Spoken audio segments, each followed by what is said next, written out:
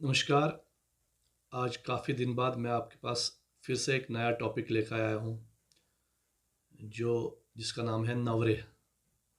Navreh basically हम कश्मीरी में ये कश्मीरी वर्ड है नवरेह, जिसका मतलब होता है, अगर मैं ट्रांसलेट करूँ कश्मीरी टू हिंदी, नवरेह नई ज्योति। नव मितली मीन्स नई और रेह मीन्स ज्योति, नई ज्योति।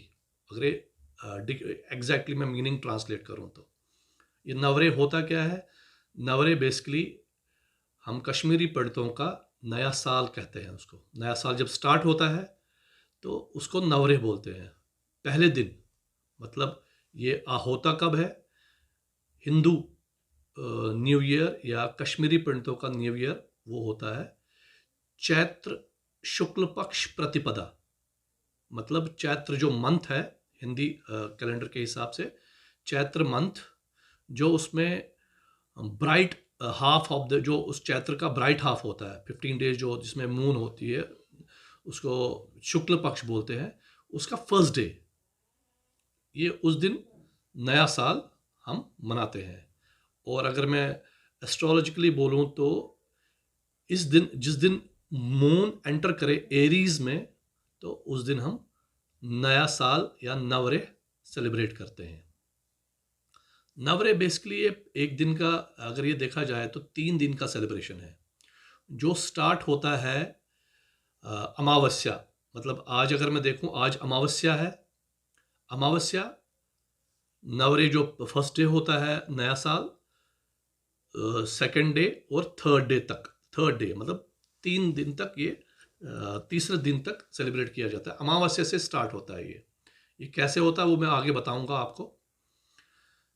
तो नवरेह है क्या और ये कब से स्टार्ट किया हमने सेलिब्रेट करना, इसकी एक दो थियरीज है।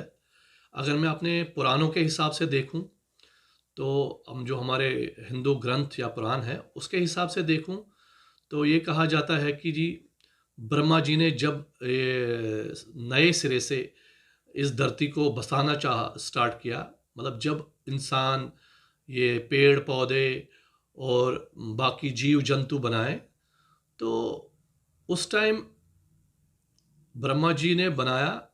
तो ये जब वो उस दिन फर्स्ट डे ऑफ द, वो जो नया साल उस जब उसी दिन से नवरे स्टार्ट हो गया। मतलब कि जिस दिन ब्रह्मा जी ने स्टार्ट किया ये सृष्टि का सृजन करना, तो उसको नवरे बोलते हैं। तो ये एक थ्योरी है। मगर उसी थ्योरी को मैं अगर आगे बढ़ाते होते, ये हमारे ग्रंथ के, हिंदू ग्रंथों के हिसाब से अगर मैं देखूं जो, तो जब ब्रह्मा जी ने ये बनाया तो उसके अगले दिन, जिस मतलब फर्स्ट डे जब बनाया तो उस दिन फर्स्ट डे था, प्रतिपदा या फर्स्ट डे बोलेंगे। सेकंड डे जिसको कश्मीरी में द्वाई बोलते हैं, उस द्वाई को बोलते हैं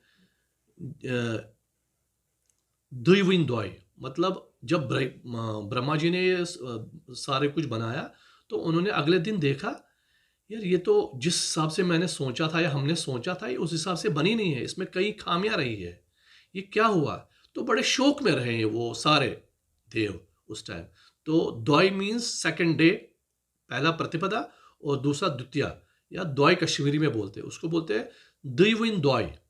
क्योंकि वो बड़े शौक में थे सारे कि जिस पर्पस के लिए या जिस जो हमने बनाना के लिए सोचा था वो तो बना नहीं उस हिसाब से, तो ये क्या प्रॉब्लम हुआ। तो ये सारे लोग देवता और ब्रह्मा जी वगैरह ये सारे माता पार्वती के पास गए, बोला माता हमने ये सोचा था ये बनाने के लिए, जो हमने नए से सृष्टि का सृजन करना था, मगर इसमें कुछ खामियां रह गई है, ये क्या हुआ है। तो माता ने बोला क्या आपने गणेश जी की पहले स्तुति की थी या उसकी पूजा की थी। उन्होंने बोला नहीं। बोला आपको पता नहीं है कि उसका शिव जी ने गणेश जी को वरदान दिया है कि जी कोई भी अच्छा काम जब आपको करना हो सबसे पहले गणेश जी की पूजा करनी हो, तो अगर वैसा किया जाए तो कोई भी उसमें विघ्न या कोई गड़बड़ नहीं होती है। तो क्या आपने ऐसा नहीं किया, इसलिए आपको करना चाहिए अब। तो उन्होंने बोला ठीक है जी कर लेंगे। तो वो फिर उन्होंने वैसे ही माता पार्वती का जो डायरेक्शंस है, जो इंस्ट्रक्शंस थी वो फॉलो करी और गणेश जी की स्तुति करके उनकी पूजा करके, तो गणेश जी ने वो जो भी खामियां थी, जो कमियां थी उस सृजन में, जो प्रॉब्लम्स थी उसको करेक्ट एक तरह से किया। मैं आपको ये ब्रॉड इसमें बता रहा हूँ कि मोटा मोटा बता रहा हूँ। तो सब कुछ ठीक हो गया जिस हिसाब से इन्होंने, ब्रह्मा जी ने या बाकी देवताओं ने सोचा था कि ऐसा बनना चाहिए, वैसा ही हुआ था। तो माता पार्वती के पास गए, बोले जी हाँ जी वैसा ही हो गया। तो ये चीज़ सुन के माता पार्वती भी खुश हो गई। ये पहले दिन ब्रह्मा जी ने बनाया, तो अगले दिन इन्होंने द्वितीया में देखा, जिसको द्वाई बोलते हैं, दुईविन द्वाई, उनको मूड खराब हो गया इसलिए क्योंकि जी उस हिसाब से बना नहीं। अब तीसरा दिन तृतीया, जो कश्मीरी में त्राई बोलते हैं, तो माता पार्वती अब ये गुड न्यूज़ सुनाने अपने मायके वालों को गई। मतलब कश्मीरी में मायके को मालून बोलते हैं। तो मायके चली गई तृतीया को। तो इसीलिए एक और इसके आने वाला है जो है वो जंगत्रय जिसको बोलते हैं, वो उसका सेलिब्रेट होने लगा। मतलब जब सारी बेटियां, जब लड़कियां, शादीशुदा लड़कियां अपने मायके चली जाती है तीसरे दिन, जब नया साल स्टार्ट होता है, उसको बोलते हैं जंगत्रय, कश्मीरी में जंगत्रय। तो वहाँ से वापस आती है, उनको कुछ चीज़ें दी जाती है जिसमें नमक होता है, कुछ पैसे दिए जाते हैं, जिसको अतगद बोलते हैं, नमक दिया जाता है। और एक चीज़ हम लगाते हैं कश्मीरी पंडित जिसको अठोर बोलते हैं, जो आपने देखा होगा। तो ये कुछ चीज़ें दी जाती है बेटी को जब वहाँ से वापस आती है। खैर, ये मैंने आपको थोड़ा सा एक आइडिया दे दिया कि नवरेह और जंगत्रय का क्या कनेक्शन है और कहाँ से आया है ये। एक और थियोरी ये भी कहा जाती है कि जी ये जो सप्तऋषि, आज से 5000 साल पहले सप्तऋषि शारिका पर्वत, जिसको आज की डेट में हम बोलते हैं हारी पर्वत, वहाँ पर माता शारिका की पूजा या उनकी स्तुति करने बैठे थे। तो बैठ गए, तो ये कहा जाता है कि माता शारिका पर्वत पे उनका निवास है। तो उन्हीं की स्तुति करने के लिए सप्तऋषि बैठे थे आज से 5000 साल पहले। और इसीलिए उस दिन से लेके आज तक जो कैलेंडर हम फॉलो करते हैं वो सप्तऋषि कैलेंडर, अगर आज की डेट में उसका देखा जाए 5099 एग्जैक्टली आज सप्तऋषि कैलेंडर के हिसाब से 5099 साल है, 5099 साल हो गया आज। तो ये माना जाता है कि सप्तऋषि माता शारिका की स्तुति करने बैठ गए उस शारिका पर्वत पे, जिसका नाम आज की डेट में हम हारी पर्वत बोलते हैं। तब से उस दिन नया कैलेंडर, नया दिन स्टार्ट हुआ जो नवरेह माना गया और नया साल स्टार्ट हो गया। तब से ही हम ये नवरेह मनाते हैं। तो ये दो थोड़े से ये माने गए जो माइथोलॉजी बोलो या जो उसका कनेक्शन हमारे ग्रंथों से है। मैंने आपको दो रिलेट किया ये नवरेह कहाँ से आया है। अगर विक्रमिक कैलेंडर के हिसाब से देखा जाए तो आज 2080 है, मगर हम सप्तऋषि कैलेंडर फॉलो करते हैं, सप्तऋषि कैलेंडर भी फॉलो करते हैं। ये जो करेक्शन मैंने बोला कहाँ से आया सप्तऋषि कैलेंडर, जिसका आज अगर देखा जाए तो 5099 है उसका साल। तो अब इसके साथ ही हम थाल भी बरते हैं, जो मैंने लास्ट वीडियो में आपको बताया होगा, जो सोंत का थाल था। अब आज जो अमावस्या को हम बरते हैं वो रहेगा नवरेह थाल, जो आज अमावस्या रात को हम बनाते हैं और अगले दिन नवरेह जो पहला दिन होता है कल, उस दिन हम उसका दर्शन करेंगे। ये नवरेह थाल का कहाँ से इसका कनेक्शन क्या है, वो जो यही हमारे पुराणों के हिसाब से देखा जाए तो इसका रेफरेंस देखा गया है जो रुद्र तंत्र जो एक पुराण है उसमें उमा महेश संवाद, रुद्र तंत्र में उमा महेश संवाद में ये माता पार्वती शिव जी से पूछती है, ठीक है जी, अब तो धरती पे हमने जो नया सृजन किया है, जो ये नए इन मनुष्य को बनाया है, वहाँ पर कई जीवों का बनाया है, अब ये सारे तो ठीक है, अब ये आगे सही अच्छी तरह रहेंगे, इन ये अपना जीवन अच्छी तरह व्यतीत करेंगे बिना किसी प्रॉब्लम के, बिना किसी इशू के। तो इसके लिए क्या करेंगे, मतलब ऐसा क्या होना चाहिए कि ये इनको कोई प्रॉब्लम ना हो।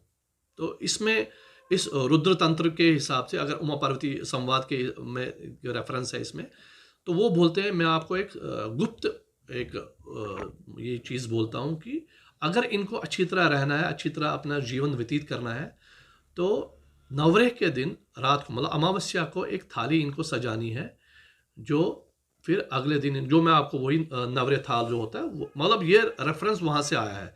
ये थाली में क्या क्या होना चाहिए, वही मैंने आपको लास्ट वीडियो में बताया था कि एक थाली लिया जाता है, उसमें चावल, कच्चे चावल लिए जाते हैं, पके हुए थोड़े से चावल उसमें रखे जाते हैं, रोटी रखी जाती है, नई जो नया हमारी पंचांग होता है वो रखा जाता है, फिर वाई रखी जाती है, वाई एक हर्ब है जो रखा जाता है, फिर दही, दूध, शीशा, नए फूल, पैसे और पेन और कोई नोटबुक, ये सारी चीज़ें रखी जाए। तो मैंने लास्ट टाइम आपको बताया था, अगर आप चाहो तो मैं इस वीडियो के साथ भी उसका एक पिक्चर अटैच कर दूंगा, तो आपके रेफरेंस के लिए, जिन्होंने मेरा पिछला वीडियो नहीं देखा तो उनके लिए ये थोड़ा इजी रहेगा।